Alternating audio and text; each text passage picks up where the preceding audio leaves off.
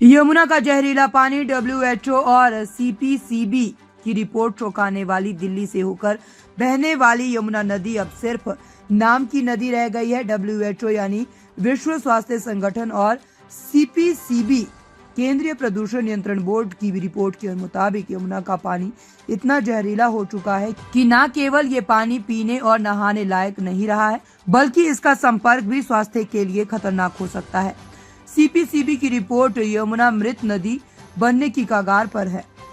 CPCB ने अपने हालिया रिपोर्ट में यमुना के पानी की गुणवत्ता की जांच की, जिसमें कई चौंकाने वाले तथ्य सामने आए हैं। बीओडी यानी कि बायोलॉजिकल ऑक्सीजन डिमांड का स्तर बेहद ज्यादा है।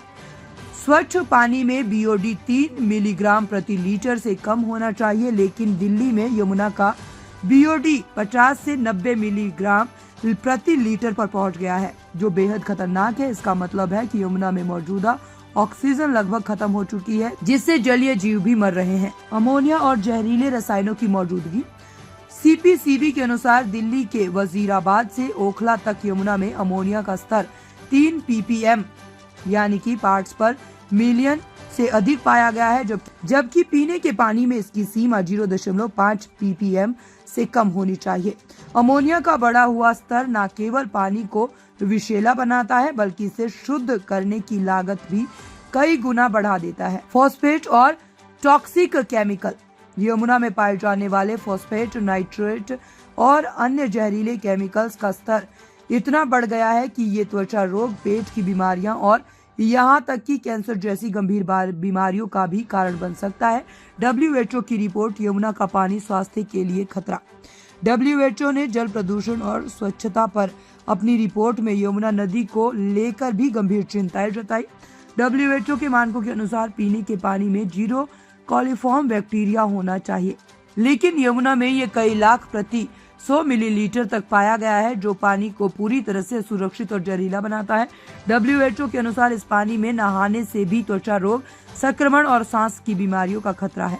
यमुना के पानी से जुड़े क्षेत्रों में टाइफाइड, हैजा, डायरिया और हेपेटाइटिस जैसी बीमारियों के मामले तेजी से बढ़ रहे हैं। यमुना किनारे के लोगों पर असर। यमुना के प्रदूषित पानी का सीधा असर दिल्ली, उत्तर प्रदेश और हरियाणा के लाखों लोगों पर पड़ रहा है।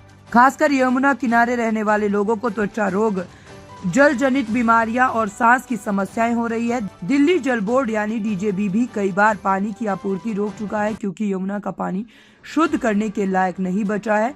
किसानों को भी नुकसान हो रहा है, क्योंकि इसे जहरीले पानी से सिंचाई करने से फसलें प्रदूषित हो रही है।